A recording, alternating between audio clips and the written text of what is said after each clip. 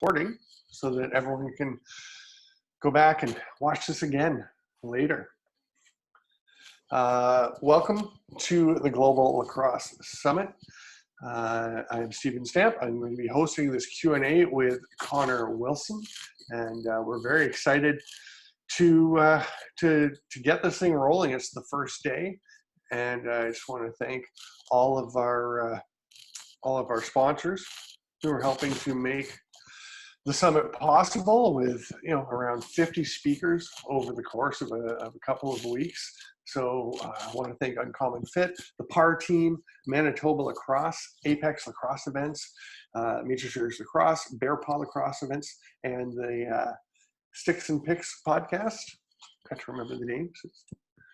It's sitting right there though. But and Connor Wilson. First, before we get going, I just want to say I was actually a bit late getting on because I just heard the news of Michelle Fines passing, the wife of Aaron Bold and sister of Kevin Fines, to members of our lacrosse community, and after a 10-year battle with cancer. So we all send our thoughts and prayers to the family, the friends, everyone. Michelle fought very bravely, and we're all saddened by that. And we just want to let anyone who knew Michelle know, and certainly Aaron and the family, that we're all thinking of you and sending our very best to you in this tough time.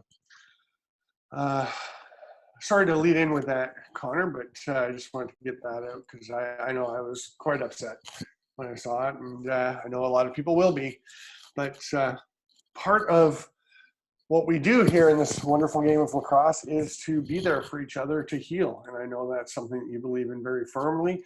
Connor Wilson, one of the co-founders of LaCrosse-AllStars and the head coach at City College of New York, also an assistant coach for the Puerto Rico national field lacrosse team.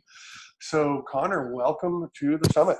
Well, thanks for having me on. I appreciate the invite, and the people might want to listen to some of the things that I've been fortunate enough to learn. And I think you brought up a really good point about community, and community is made up of people, and people are what's really important. So that's extremely sad news to lead off with, but it's kind of fitting in a tragic way, because lacrosse is really, while it's a game, it's a story about people, and it's a game about people, and that's kind of been my experience with it. The number of people I've spoken to over the years who get, we call it the medicine game, and who get their medicine from playing, from watching, from being part of it. So we're going to talk about what got you into this medicine game, Connor. How do you get started with lacrosse, and what are maybe just within your background? Yeah, I mean, I was really fortunate in that I had two parents growing up who had both played lacrosse in high school.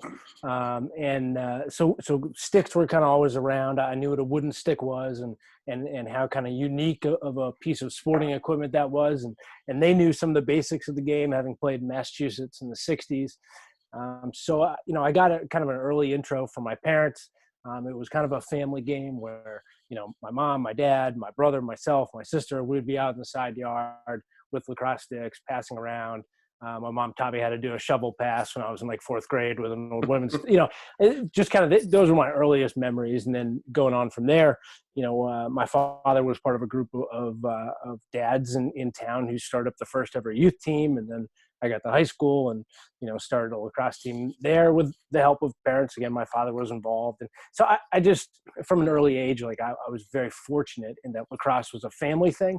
But then I was also able to play the game and learn the game from families like the Dwyers, the guy who started the Boston Cannons. Well, before he was doing that, he was starting Weston Youth Lacrosse. And even though his son went off to private school, his wife, Meg, stayed involved and helped us get lacrosse for the boys at the public school that I was attending. So those were kind of my early experiences with it. And I didn't see that in other sports. So as I look back on my life, I think maybe that was kind of the tipping point, the thing for me that kind of got me to buy into this game more than any other sport that I was playing. And that's kind of where it all went from there. I was in a very different position personally. Growing up, my parents were from England. Speaking of which, hey to Dave Hallows over in England. We have folks from around the globe joining us in, which is perfect for a global summit. But we did have this, and Carrie has just gone and brought this to me. This is the stick that I played with as a kid in Peterborough. So not only did I know about wooden lacrosse sticks, I actually played with one. Yeah, that was all we had. That was all we had in the sports bin. Right? We had a trash bucket filled with like various pieces of sporting equipment, and there were like 3 or 4 wooden lacrosse sticks in there. Nice. And so that was kind of our first introduction to it. And what was it that grabbed you about the game? Because obviously you've become a huge fan of the game and dedicated a lot of your life to it. What spoke to you? Yeah, again, like I was playing a lot of different sports in high school. Soccer, all 4 years, a year of wrestling, indoor track, basketball, and then 4 years of lacrosse. And I wasn't even sure if I could play in college. We only got a varsity team when I was a junior, so I like kind of had no context. Right, there was nobody who'd come before you who you could kind of judge yourself against. So I went off to Wesleyan University, and had been recruited to play lacrosse. Because my coach wrote a letter, like a handwritten letter. And then back in the day, like, 1998, 1999, like that flew, I guess. I don't know if it would today. But I went there and kind of started taking one sport more seriously. And then after my sophomore year, we had a great season, went 17-3. It always feels good to win a lot of games. It's just the reality of life. And after a good season, you're kind of jacked up about it. And so I took a semester off and I moved to Australia, where I played for the Wembley Lacrosse Club and coached U13, U15, U17 teams. Just again, like really kind of started to immerse myself a lot deeper in the sport. And then I started to learn a lot more about the history of it and what it meant to other cultures, that weren't mine, and what it meant to be a part of that. So it just kind of all grew from there. And then no matter where I kind of went, I went back to Boston and worked for Metro Lacrosse for a summer, trying to get lacrosse going in some inner city communities, running a free summer camp. I mean, all of a sudden, all these opportunities in my life had popped up, and it kind of dawned on me like, oh, they were all from lacrosse. So I actually had gotten out of it for a while, did some soul searching and some thinking about what I wanted to do in life. And I ditched the suit and tie desk job. I did have one of those for like 5 years, and got back into lacrosse. I didn't even own. I don't think I even owned a lacrosse stick for like three or 4 years. Which now today, like I'm disappointed in myself. Not mad. I'm disappointed. But yeah, it's just one of those things that as I thought back more to it, what really brought me joy, and it was experiences and people that I met through this game. It was playing this game. It was coaching this game. It was receiving the gift of this game and then giving it to somebody else. So that kind of sold me on it. I think the fact that it's a smaller sport, it's kind of a minor sport when you look at the big time sports, basketball, football, soccer, baseball, and that had a draw to it too, because the only people who did it were like crazy people, who are like, why are you doing this? And they're like, I don't know. I love it. So I think being around people like that, I always got something out of it. As we go along, anyone who has a question that you'd like to direct to Connor, just go ahead in the Q&A area. Feel free to put a question in, and I will share that with Connor. And so that, Connor, you won't have your beautiful stream of consciousness interrupted by having to deal with that. But I will field the questions and share them with you. But it's thinking of the stretch of time where you didn't have lacrosse in your life. You didn't even have a lacrosse stick in your home. It's hard to imagine, because when we met, you were pretty all in. You're doing a lot of things. I'm actually wearing a LaxAllStars shirt in honor of something that you put a lot of your heart and soul into developing one of many things.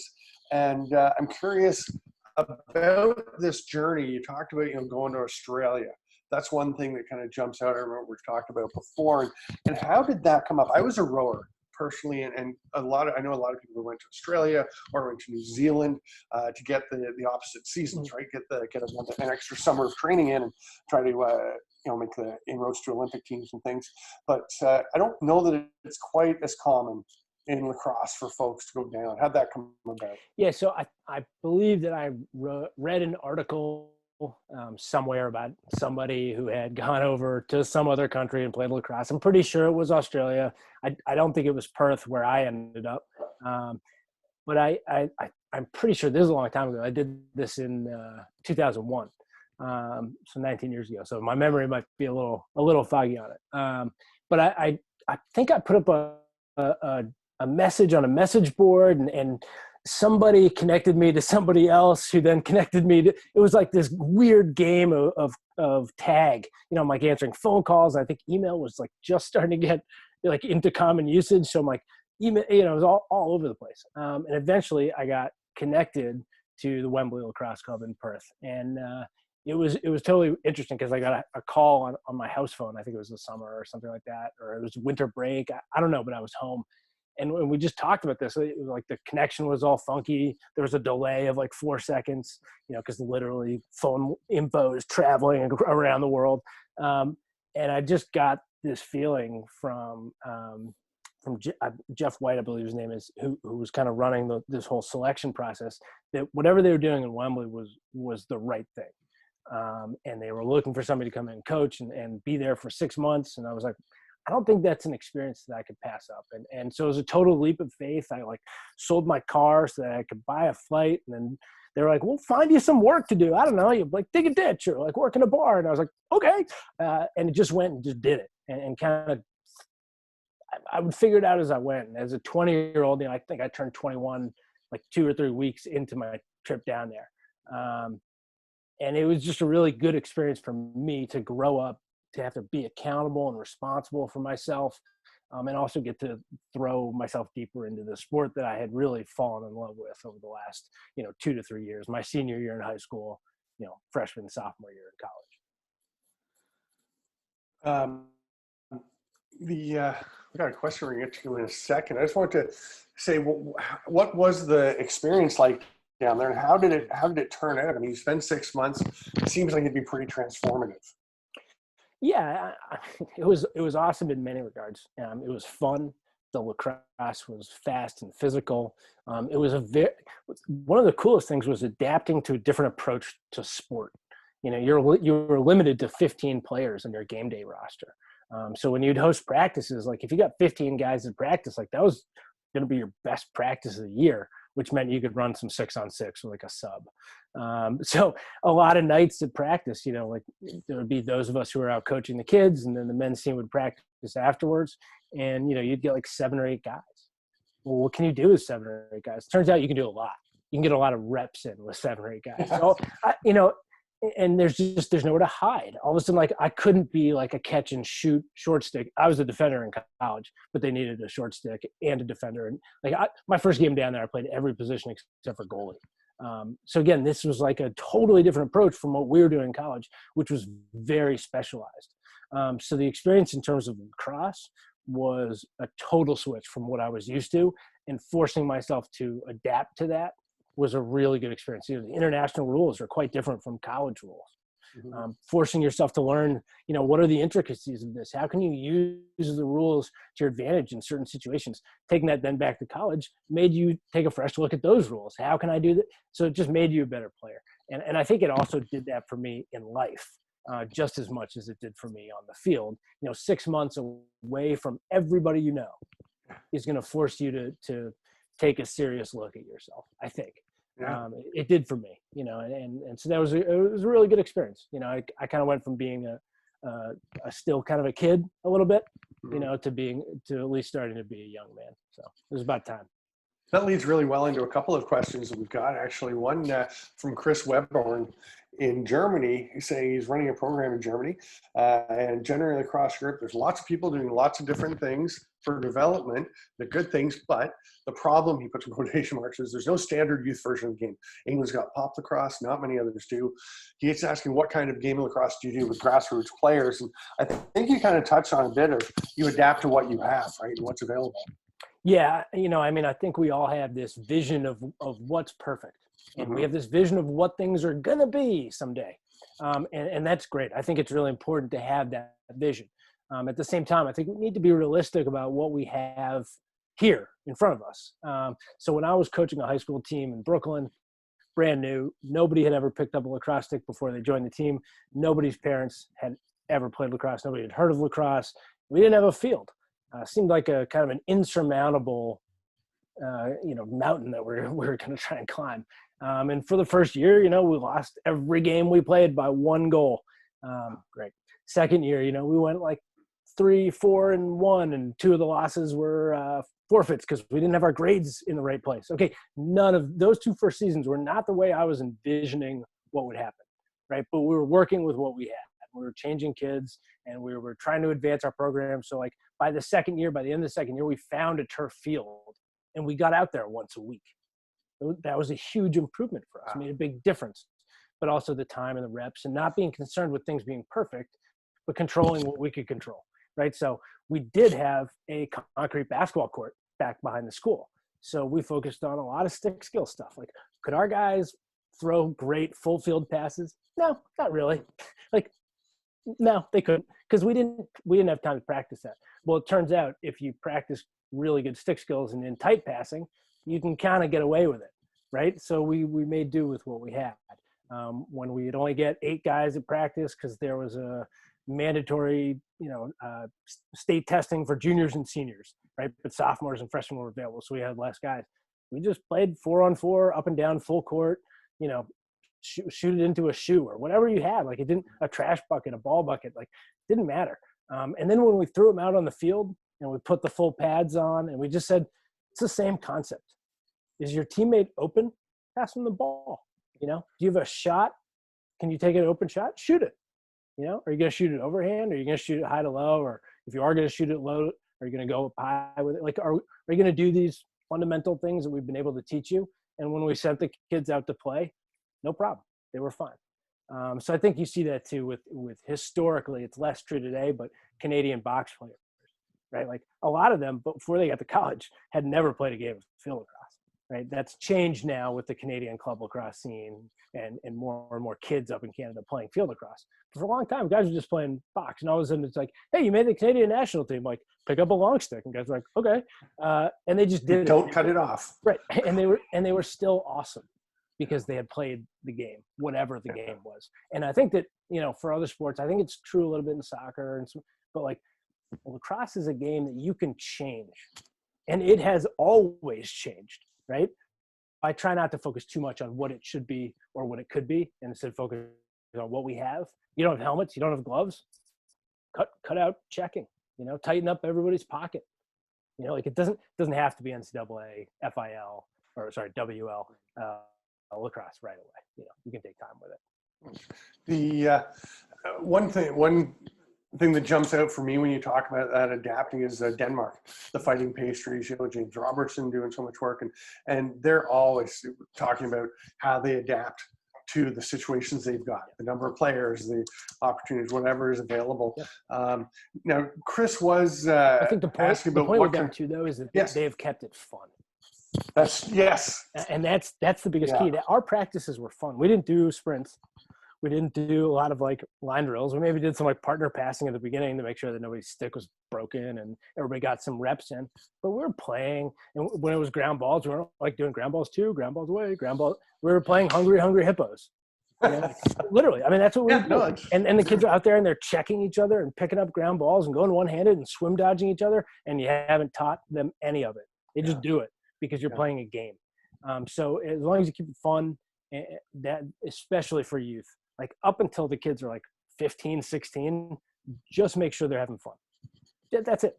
I personally think, because then they're going to pick up their stick outside of practice, and that's where the real improvement takes place. I think that answers Chris's question pretty well. I hope so. Yeah. So. It's just one perspective. Like, I may be wrong. Maybe there should be a single set of modified rules. I don't know, but like that, my experience with the game has been that however you play it, as long as you're playing it and it's fun, it's going to be a worthwhile investment of time. The ideal would be to have same circumstances, equipment, rules, everything for everyone, but we know that's not going to be real. That's not going to happen. Yes, and maybe no. Like, I really enjoy watching the Czechs, who are primarily a box lacrosse playing country, go out and play a game of field lacrosse. I like it. I like watching Canada come out and play field. Like, I enjoy these things because it's a different approach to the game, and that's what's wonderful about lacrosse, is that it is a game that can take on many forms and can be played in many ways. Derek Blazzuti has a question. Hey, Derek. Good to see you're here. Wondering how you guys know each other, how traveling around and seeing the sport in different areas has impacted your view on the game, and what you get from it and how you share it with others. So, I mean, the sharing thing for a long time was through LaxAllStars. That was writing or doing videos, really doing that kind of stuff. And I guess I was inspired. I mean, not to say I guess I definitely was, by, e-lacrosse, right? E-lacrosse, kind of like Tom Ryan used to have this thing On the Road with Tom Ryan, I think. And it was like this like hippie, like Rasta blog about his lacrosse travels. And I was like, I don't know, that seems kind of cool. Like I'm interested in that. And he was a Bowdoin guy and I played at Wesleyan. So same conference. So I was like, all right, I mean, if he can do it, like I can do it. I don't have the dreadlocks, but I'm going to give it a shot. He doesn't anymore either. He doesn't anymore either. That's very true. But for a long time he did. He did. I got to play against him up in Placid one year. He's a couple years older than I was. But like that was definitely an inspiration for it, right? Inside Lacrosse, I still have black and white newsprint copies of 1997 Inside Lacrosses up at my dad's house in Maine. Like I still have those things. And to say that like Bob Carpenter wasn't an inspiration, he absolutely was. And I thought, I could take that idea of kind of sharing these stories and how other people done it. And it's always been a very North American centric focus, the major tournaments, Placid Vale, Syracuse, all this kind of stuff that people were kind of getting to know about. And I was like, well, I know that there are other stories out there. So that I think kind of guided my hand a little bit. And because I sought those kind of smaller stories out, I was rewarded with a really personal experience.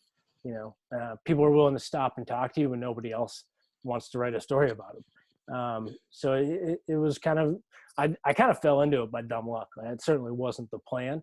It was just kind of trying to fill a niche and talk about something that I found interesting and had a profound impact on me. But yeah, I mean, going around and meeting people who are kind of starting up or trying to get to the next level, seeing what their struggles are, where their successes come from. I've been involved in a lot of that, like kind of, again, from youth lacrosse to high school to college, being part of a group that decided to take our team to the next level, our program to the next level under a coach who wanted to do that. Then starting a high school team in Brooklyn. Like there's just been all these kind of, watching what Matt Levine at City Lax did, starting like, I think there were 6 public school teams in New York City before he started City Lax. Now they're like 50. I mean, it's incredible. So seeing that kind of stuff, Metro Lacrosse, what Zach Lehman did there, these were all like hands-on experiences that I was able to have. And it all kind of drove that forward in what I pursued and where I went, or what I tried to do at least. I'm going to jump around a little bit in the questions because Meekwan, I believe that's Meekwan Tulpin, has a question about using hard lacrosse balls versus the rubber sponge. Your experience in delivery, starting out with one, and recommendations you have for introducing the game and at varying age levels. And I would think when you transition to the hard balls, if you were to start with the soft balls. Yeah. I mean, for me, I'm a huge tennis ball guy. So even in our college practices, we'll do like 75% of some of our college practices using tennis balls. One of the reasons we did that last year is because we only had one goalie. So like, I don't want him, and even if we put him in knee pads and shin pads and like, because I'm like, listen, I can't get hurt. You can't just be shelled and have these huge welts and bleeding out of your legs. Like we can't have that. So we use tennis balls a lot. And it really helps with stick skill development. It just, like, tennis balls are a fantastic resource. Especially for beginners.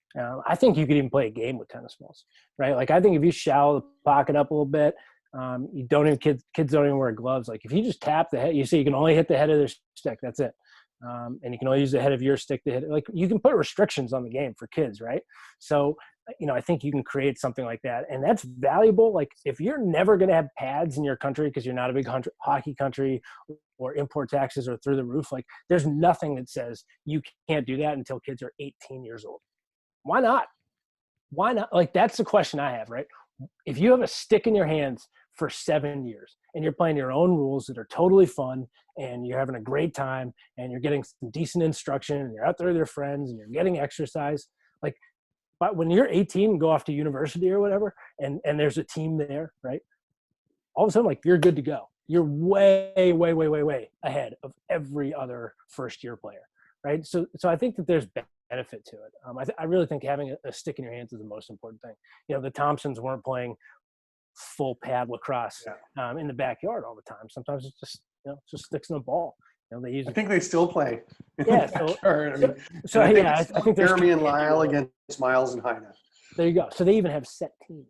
But that's how continual I think the development aspect can be, because it removes that physical aspect of the game and allows you to think creatively.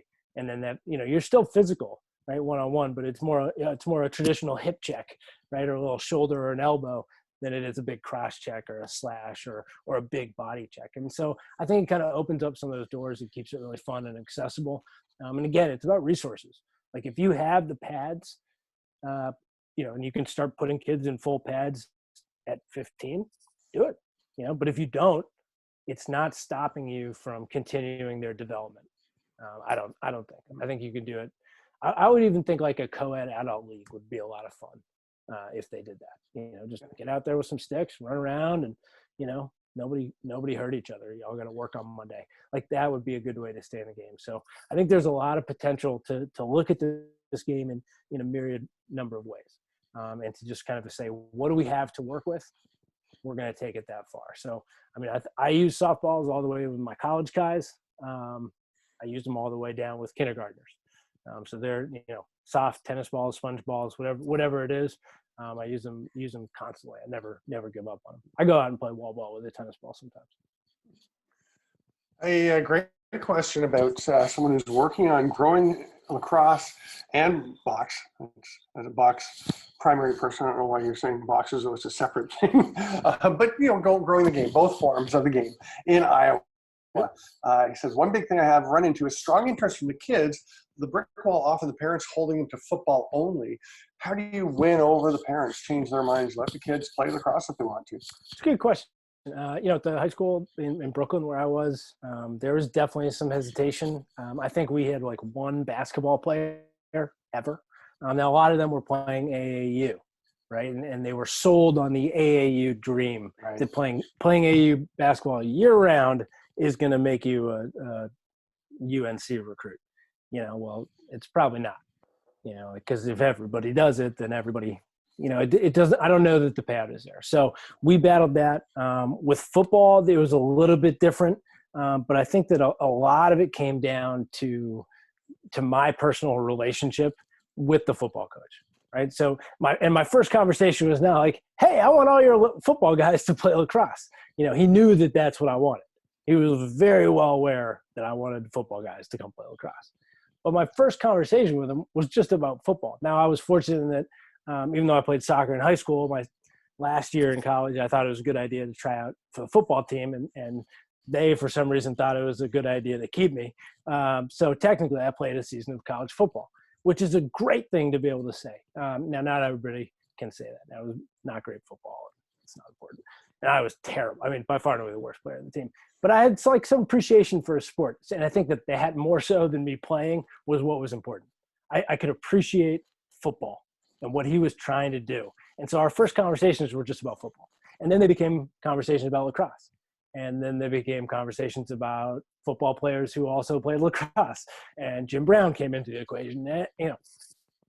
Ryan Curtis. Oh, yeah. His dad was a linebacker for the Colts. Oh, wow. All of a sudden that connection starts to come. So you have to do a little research. You have to know who are great football players who love lacrosse, or, Drew Brees just said, lacrosse is a sport that he could watch on TV any day of the week. Like, I don't know, maybe you know that, that kind of stuff. I think bridges the gap a little bit where people don't see you as an alternative, and lacrosse is going to come over and these kids are only going to play lacrosse. If that's what you're selling, you're going to meet resistance. But if you're saying, hey, springtime, middle school, high school kids, come play lacrosse instead of just lifting weights, you should also lift weights. Yes. If you sell it like that, I think you'll find people will not, it's not immediate either, right? It takes people some time to gain some trust and to build a relationship. But that's really the best way to do it. Or just fly Bill Belichick in. And have him speak. He's a great one, right? Wesleyan guy, right? He played football and lacrosse. I technically played football and lacrosse. A lot of similarities here, but he's another guy, right? You drop his name, and you're like, You're both coaches. He played lacrosse and football, and the guy's like, oh, well, that's a pretty good point. I like Bill Belichick, or I hate him, or whatever. Right. But like, you got it. Those are the bridges you want to build, and those are the conversations you want to have, rather than like, hey, you want to add lacrosse? And he's like, no, and like gives you the bird, and then you like give him the bird. It's not going to help you. It's not going to help you. It's just not, especially as a smaller, newer sport, and particularly in a place like Iowa, or Texas. Like in Texas, they saw that early on. And I think that's kind of started to go away a little bit more also you can always offer football coaches a job as your assistant. If you're willing to teach them how to coach lacrosse, they should already know how to coach if they're football coaches. So, there are all those kind of ways to kind of bridge the gap. Yeah, coaching translates from sport to sport. Hopefully. Yeah, hopefully. That's. I was a rowing coach and became a lacrosse coach a little bit because I was actually covering a women's lacrosse tournament, Ontario Senior Women's League, and Peterborough was playing. I'd actually driven up from Peterborough to cover the tournament, and Buddy was one of the coaches. He had to leave, and he said, "Hey, can you open a door for a game?" I was like, "Okay." And then we finished the game. Like, yeah, our next game's at this time. I'm like, I'm not really. And they're like, yeah, we'll see you then. Like, okay, you're in. And next thing you know, I was the defensive coordinator for this team, for the Peterborough Senior Women's team. That's fantastic. Yeah, it was really fun. It was really fun. And but there is some transferability between sports, between coaching, and I think, like you said, there's so many hockey players who talk about, hey, let's get kids playing lacrosse in the off season. Wayne Gretzky is probably the biggest example that people cite of a guy who played. He always said, hey, end of the year, end of the season, put down the hockey stick, put your skates away and go play lacrosse, do something different. Bob York still to this day talks quite a bit about, don't spend 12 months a year playing hockey or football or whatever your sport is. So I think Joe Newendike, Adam Oates, they did okay. Brendan Shannon. Yeah, they did all right. They did all right. They were okay. Yeah. So, John Tavares. Yeah. The younger, the hockey John Tavares was a great lacrosse player too.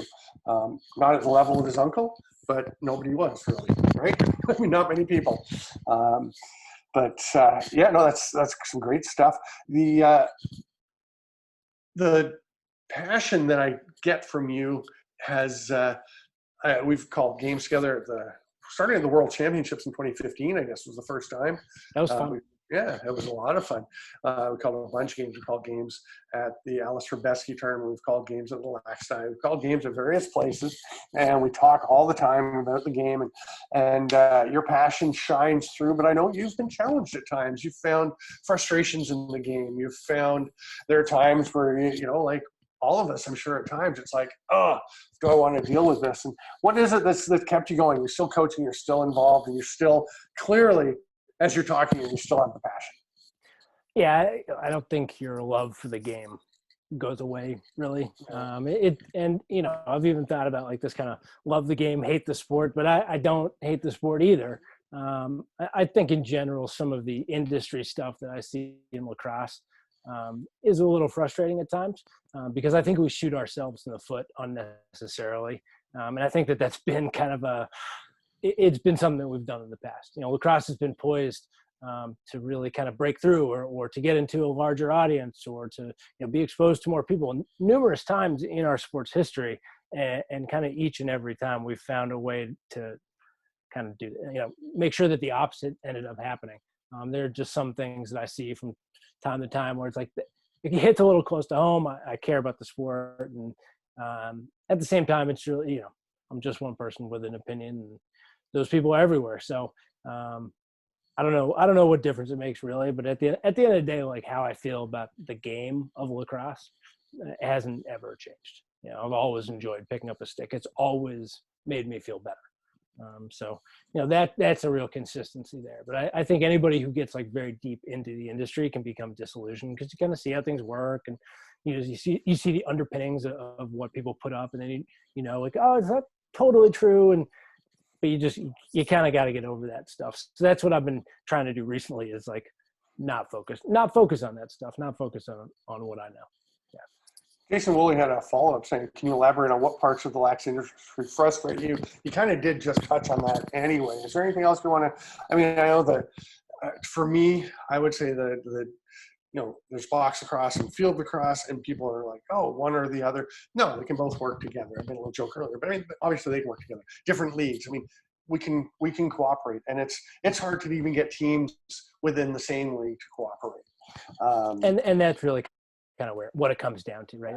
I think we all are aware that if we don't pull in the same direction, if we don't work together, if we don't embrace the fact that we have a lot of different versions of this sport, which I think makes it unique, special, way more interesting, and it allows the game to kind of shift and for you to see different things, right? All of a sudden you see a shot clock in women's lacrosse in college, and the men are like, well, that's a good idea. We should maybe do that, even though it had been in the pros for 15 years and had been at Placid or Vail or whatever, so the kind of the transfer of ideas, I think it's a good thing. And I think we should embrace that. I wish we would embrace that. And that's my frustration with the industry, my biggest frustration. Like if I could specifically pin it on one thing, it's that instead of embracing the diversity and excellence of the game across the gamut, we're trying to pick a winner, and it's like, I don't know. People should read Homage to Catalonia. It's where the left just infights themselves and they lose out to incompetence. And that's what we're doing a little bit with our infighting. And so that's kind of where my frustration lies. It's like, we would all kind of, we don't have to sing Kumbaya, right? We don't have to go that far, like hand holds around a drum circle. Like we don't have to do that, but I think we could do a little bit more than what we do now, if we want to take the sport to the next level. Interesting question from Wendy Bennett-Costante, who said the point of competitive kids are easier to keep in the game. They want to come, they're going to stay there. The kids who are new to it, they're just playing house league, they haven't yet found the passion. Any ideas about how to grow the game, especially after the interruptions we're facing in sports with COVID-19? No question. I mean, in the United States, at least, I can't speak for the rest of the world. I've only seen studies about youth participation in the U.S., but you used to see kids dropping out of sports at 16, 17, and then it kind of went to 15, and it kind of went to 14 and 13. And so you're starting to see kids drop out of lacrosse at 12 or 13 years old. And the reason a 12 or 13-year-old stops doing something is because it's not fun. I mean, it is that simple. So I think we take youth sports way too seriously, like almost to an embarrassing extent. Like if your kid is playing club lacrosse like at a young age, like that's great. I'm proud of them, and I hope they're having fun. A lot of programs run a great show, right? They do a great thing. Like, why aren't these kids playing in the backyard with a bunch of kids from the neighborhood? Oh, it doesn't exist? Organize it. You're driving your kids to practice. You're spending thousands of dollars. Like, buy a home goal. Set up a schedule on Wednesdays. The Smiths come over and the 4 kids go out in the backyard and play. Like, those are doable things. So I think that's a big issue. I think the kids are dropping out because all of a sudden at 13 years old, it's like, oh, you're playing in the B tournament, loser. And what 13-year-old's going to do that more than once? They're like, that was not fun. Like, I could do anything. I could go on Fortnite and hang out with my friends and get positive reinforcement. I don't know. I mean, to me, it makes a lot of sense. Like, sure, if the elite kids, if you have some 13-year-old who's going to play for Team Canada and you just know it and you want to ship them off to like an A team, or okay, go for it. But like, I don't think it's necessary. And I think that's why you're seeing a huge drop off. Like, yes, the serious kids are going to stay in it, but the problem with that approach is that it doesn't allow the kid who's not serious at 12 or 13 to get serious at 15 or 16. Yeah. Because by the way, at 15 or 16 years old, you still have more than enough time to develop into a top level player. Gus was in his mid-teens when he started playing the game. Started playing the game. Started playing lacrosse. What do you do? He was like skateboarding a lot before then. Then he just developed basketball, a lot of basketball. Huge calf muscles. And, the kid was an athlete. He was a competitor. Yeah. It wasn't just lacrosse. So, I don't know. I think keeping it fun is by far and away the most important thing. Keep it fun. Keep it local. The less time you're spending in a car, the less time you're spending in hotels, the more time you're spending with your family at home, in the backyard, on local fields, the better off you're going to be. Along those lines, like looking at what you said and what Wendy asked, the thing I see up here north of the border a lot is a lot of programs really focus on the competitive programs and don't think about the house league, don't think about the recreational leagues. That really is the lifeblood. That's where kids come. First of all, if you want a strong competitive program, strong elite program, you need to have the pyramid effect where you have a lot of kids playing at the recreational level, but also, like you said, it's just fun. I mean, I play in an old guys league. and none of us are going anywhere with the game at this point, except down to the rink to have fun. And yeah, I think it's critical. So what do we do like when we're able to start doing things again after COVID-19? Is whatever happens. Well, I mean, it's all a choice, right? It's all a choice, and it can be really hard because you get stuck into these cycles where you're just doing the same thing year after year. Of course, we're going to sign up. That's what we did last year. Well, this year you're not. So it gives every parent, it gives every coach, it gives every program leader an opportunity. As devastating as this pandemic is, it does give us an opportunity to readdress the way that we're doing things and really ask ourselves, like, do we want this to work? Do we want this to work for more kids, or are we kind of happy with the status quo? So it's up to us right now. I mean, this is a great time to really take a deep look at, like, what are you offering? What do you want to offer? Where you might not be there yet, but where do you want to go? How are you going to get there? So yeah, I think as sad as it is that we're missing seasons and not going to be a Man Cup. I mean, obviously, right? Bummer, huge bummer. Devastating this year. Well, maybe we look back on this and say, like, this is the year that we kind of, fixed youth sports. That would be pretty cool. Would be.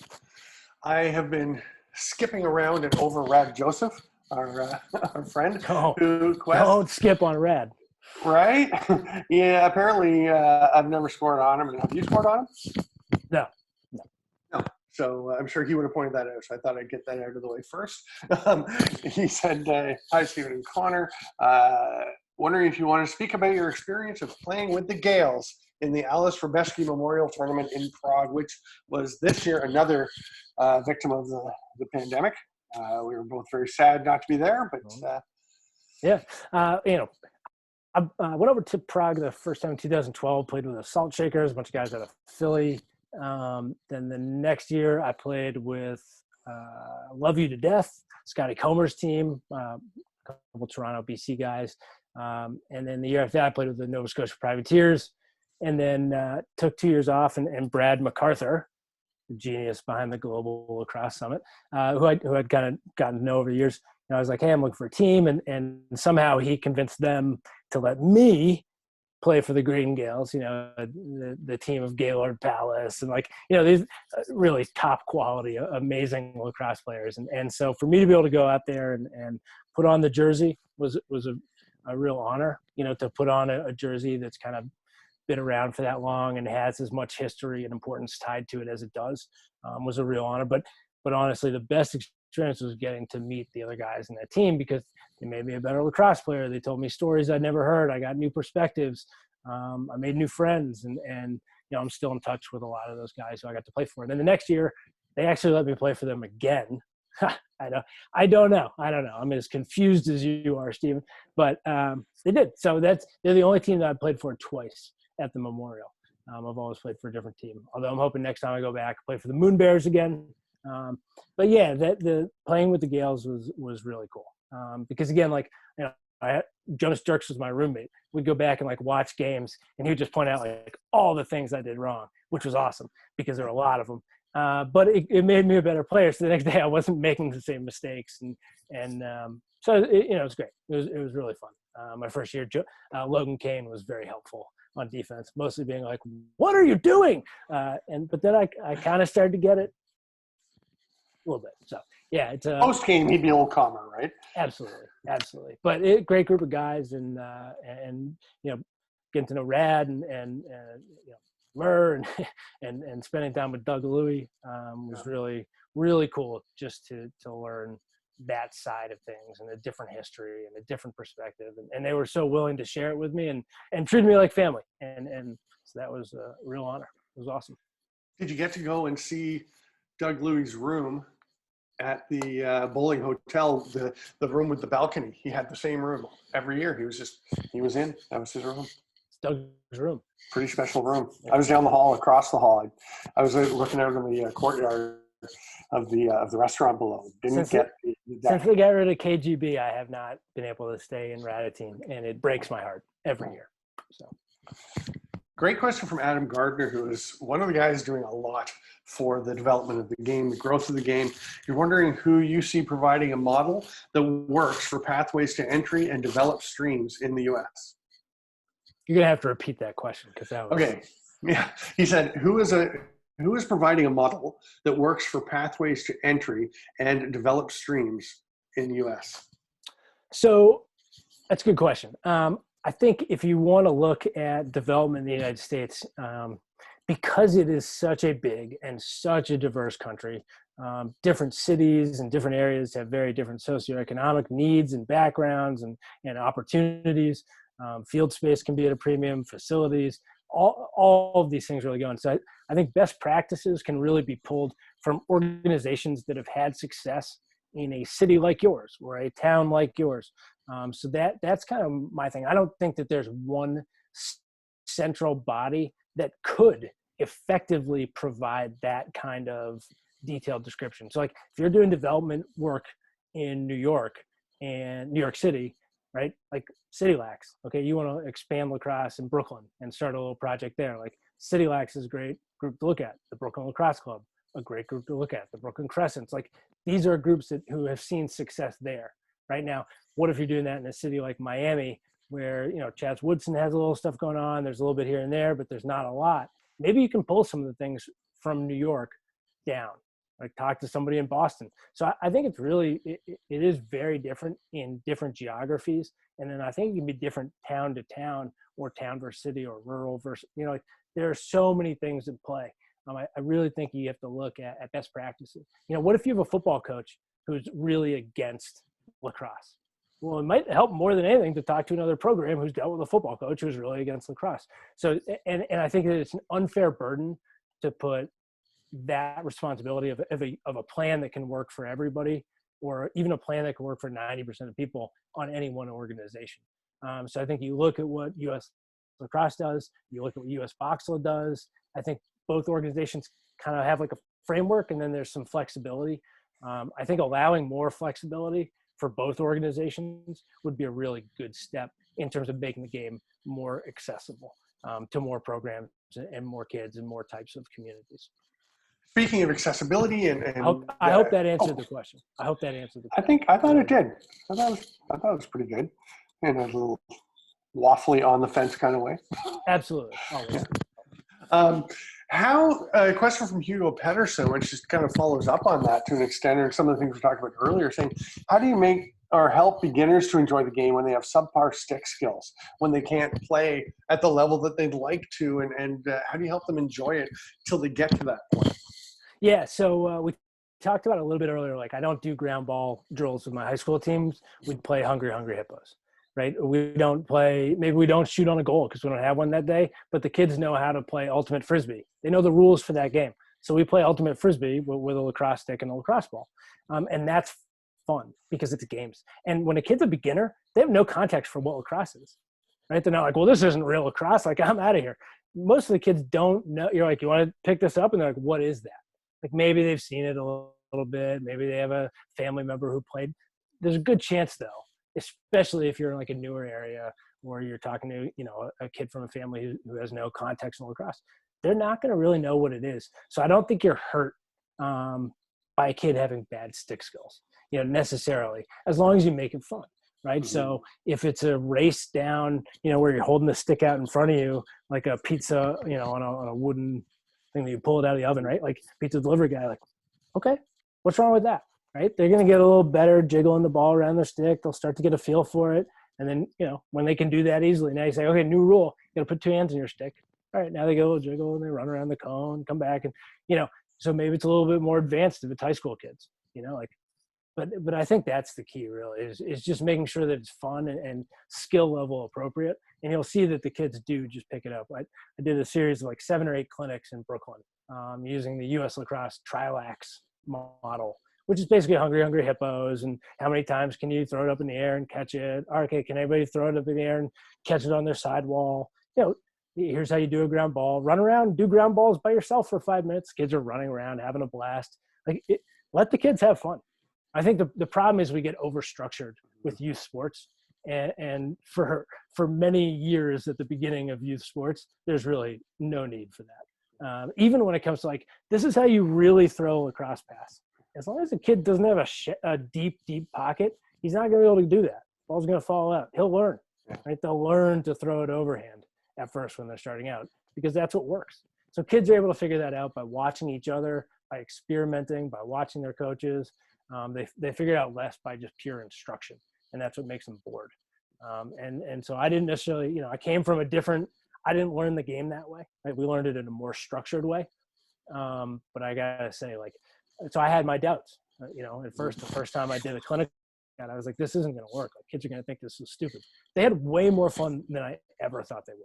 Like, way more fun. I mean, the kids were like, we cannot wait to come back next week. I was like, oh, okay. All right. Great. So it's surprising. It's a little unconventional from what we maybe grew up doing, but it is effective. And the kids have fun doing it. And that I think is the biggest driver. Perfect. We've got about 9 minutes left. We're trying to keep all the sessions to an hour or less, as we've got about 50 of them this week. I am really enjoying this. We got a couple more questions I want to get to. So Miquan asked another question, and I just have to point out to me, Miquan Tulpin is one of the most impressive players and ambassadors for the game that I have known. Terrific player. She absolutely destroyed us when I was coaching in Peterborough. We just couldn't stop her, and she has the same drive for sharing the passion of the game. She played for Iroquois, and she's also played for Belgium in field lacrosse. And she was wondering about if you pay homage to the origin of the game in programs you're delivering. If so, how? What examples? If not, do you find challenges at introducing it? And she points out, it can be a sensitive topic when you bring a racial side to things, or with the indigenous roots of the game. But it's such a part of the game. It seems very natural to bring in. But she says she thinks it's an important part of grassroots development instruction, and even developing holistically minded athletes who are going to take away from the game what we all get from it. Yeah, so I think lacrosse presents a unique opportunity because of the origin, the historical and current cultural importance of the game. And it kind of gets back to this idea that sport doesn't have to be all about the industry, right? And it should be about something more than that. And now it's not my history, and it's not necessarily my place to lecture on it, but in the programs that I give, I definitely do bring it up. I think it's very important to bring that up, even if that's just the little thing that some kid latches onto. Like, this sport has been played longer in North America than any other sport. It's probably been played longer than any other team sport in the entire world. And I can say that. Those are, fair statements to make, where I'm not trying to show ownership for something that I don't own. But that might be the thing that the kid grabs onto and finds really interesting, and then falls in love with lacrosse. Maybe it's not. When I'm asked to do something deeper, to really go into the spiritual and cultural meaning of it, it's really not my world or my place to do that. So when I've been asked in the past, like the Brooklyn team I coached, when I'd stepped away, they wanted to learn more about the roots and the history of the game and what it means today to the people who play it. So there's a Seneca young man who I was playing with in a league here. We were on the same team, and I asked Alex if he would go out and speak to them about his people's game, and he of course said yes. And so my goal then is to allow people to have their voice and to speak on their game, but I do feel like I should bring it up, and I do. I've got a bunch of wooden sticks, and going up to Onondaga has been a really educational experience. I try to share the small amount that I've been able to learn, in the hopes that it maybe inspires other people to go out and learn something about the game that they didn't know before. Yeah, I wholeheartedly agree, and would reinforce, if somebody wanted me to share that, you mentioned Onondaga, I'd talk to Ed Shenandoah and let him share it, or, someone who it is part of their culture. Not to shy away from it, but to be respectful. For something deeper that I don't truly understand. Yeah. I think that's probably prudent. I don't want to say something that's not true. At the same time, there are those basic facts, this is a First Nations game, period. Yeah. There are things I do know, and that is very important to share. Absolutely. Question from Jay Beckson saying, they started a new field lacrosse program in a box lacrosse region, a bit of a reverse of what we've seen a lot in the U.S., and they're having trouble recruiting kids to become goalies. How do you get kids to play net? So when I was in 6th grade, there was a 7th and 8th grade team, and nobody would play goalie. So they said, hey, Connor, you can play on the 7th and 8th grade team. but you have to play goalie. So I did that for 3 years and was a total sucker. It's tough, honestly. I think you have to find a kid who really just for some reason doesn't not only doesn't mind getting hit by the ball, but enjoys it, embraces it, finds it to be a challenge. I didn't really have that in me. Like I wanted to go out and hit people and run around and score some goals and play some defense. Like the thought of getting hit like 15 times in a game with a ball wasn't my cup of tea. So finding a kid who that might appeal to, maybe they're not a traditional lacrosse player, right? Like maybe they're not a traditional athlete. Maybe they're, you find the kid who's struggling the most in school and has a chip on his shoulder. And you say, come out. You can't come out and play lacrosse goalie. All of a sudden his grades start going up and he's showing up to practice. So, it sounds like kind of like out there and a little bit like a movie script, but like if you don't have any kids in your current group who seem like goalies, and we all, Derek can attest to this, we all know goalies are wired a little bit different, yes. Then go out and find a kid who's wired a little bit different. Find a kid who's not doing anything else. Turn them into a lacrosse goalie. That would be my advice. Because forcing a kid to play goalie, it's like a good way to almost guarantee that next year the kid's like, yeah, I'm not gonna play lacrosse. Soccer. So yeah. Building on what Hugo asked earlier or talked about, Chris Weber from Germany saying, again, they've got a lot of players join the team as adults, and he's wondering how you get them to enjoy themselves and be part of the practice with everyone else. You kind of throw them straight in and let them figure it out that way, or to keep them separate, do some one-on-one work, some kind of combination. Yeah, I think a lot can be learned from them watching practice. That's certainly true. So if you're playing like a 6-on-6, or if you're doing 4-on-4s, something like that, I think that can be really beneficial for them. They kind of get the sense of the flow of the game. But if you have a bunch of adults who are brand new to the game, my recommendation would be buy a couple 3x3 or 4x4 nets, or cut an 8-inch hole in a piece of plywood, 2 pieces of plywood, and set up just a mini field where they're just going to get repetitions. They can just play, right? And you're like, here are the basic rules. Like, don't slash anybody, don't hit anybody in the face, like nothing on the hands, or if they've got gloves, a little bit on the hands, and kind of do the same thing you would do with the kids. Maybe have them play Hungry Hippos. Like all, Red Rover, come over, Sharks and Minnows, like all of these kind of games that we played as children, these nonsensical games where it's just kind of rules made up. Lacrosse translates there. The skills translate there. And that's the biggest thing. So they're going to get more comfortable throwing a face dodge, and not taking it out of their strong hand, but they can throw that face dodge and get by somebody and then make a pass. Well, if they can do that, all of a sudden now you can start throwing them into actual drills. So I think it's again, like even for adults when they're starting out, keep it fun and keep it approachable. You can certainly do the trial by fire thing, and certain people will rise to that challenge. A lot of people I've found we put it off. Yeah. What exactly is Hungry Hippos? You mentioned it a couple of times. I've got an idea, but yeah, Hungry Hippos is obviously the old game where there are all these white balls in the middle, and you have these 4 hippos who are like, you hit a little paddle and the hippo jumps out and takes a ball into his mouth and brings it back. So what we would do is we'll put 100 lacrosse balls or 100 tennis balls or whatever in the middle of a gym floor, and we'll create 4 teams. And we'll say, okay, 1 kid per team at a time can run out, scoop up a ball, and bring it back and put it in their bucket, right? So you got 6 kids per team, whatever it is. So 1 kid per team is just running out constantly, picking up a ball, come back, throw it in their bucket. Then another kid from that team goes. All 4 teams are going at the same time. Balls are flying all over the place. Kids are trying to scoop up 2 balls instead of 1, so you have to hit them out of their stick. Like the kids are just squealing and they're having a blast and they're throwing balls in the bucket, and then you count them up. And you got a winner, you got a 2nd, 3rd, 4th place team. The 4th place team is always totally dejected. And then you just look at them and you're like, you want to play again? Let's play again. And the kid's like, yeah! And the same team can lose 5 times in a row and they don't even remember it. So as long like Hungry Hippos is an awesome game. In terms of ground balls, in terms of having fun. It's a fantastic thing. So, but think about some of those games that you used to play, right? You can play tag. You can play tag with lacrosse. Why not? You can figure out a way to do it. You tag somebody, the person who's it has to carry the ball around.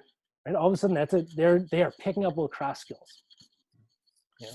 Want to make it more difficult? Add in a second ball, a second person playing tag. So all those games as kids, and then even just your most basic 3-on-3 basketball setup or a short field setup, all of those things are going to be fun as long as you throw the beginners out there together.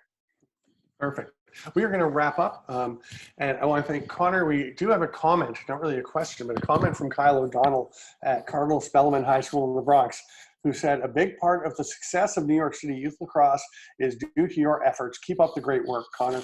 And I would say that's certainly true. And I think your impact has been much broader than that in the game of lacrosse, in growing the game, which I know is an avowed part of what you want to do. So I think it's great that we were able to have you on here, and the summit continues tomorrow. We've got a session with Dylan Ward talking about translating skills from field to box goaltending and back and forth. So that fits in with some of the stuff we've been talking about, and there's a lot of things. He's my favorite, because people are always like, you can't play field goal and then play box goal. And I'm like, he's like the best of all. Dylan Ward.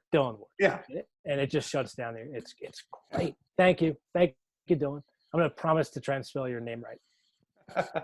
So many people spell it wrong, but we'll get it right. Thanks for having me on.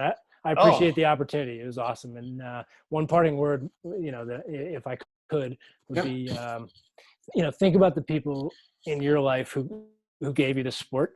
Just, spend 5 minutes thinking about that. All the coaches that you've had, family members who drove you to things, and then think about how much you have given back and how much more maybe you want to give back. Because I think this game is something special.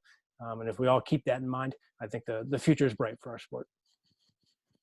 Thanks so much, Connor. It's always great to chat with you. We'll be talking soon, and everyone, we'll see you all. Keep coming back. There are still about 45 sessions to go in the Global Lacrosse Summit. Just go to the website where you saw this talk and sign up for a bunch of them. Sign up for as many as you can. I'll be here for some. And thanks, Connor. Thanks, everyone, for joining us. We'll see you all soon.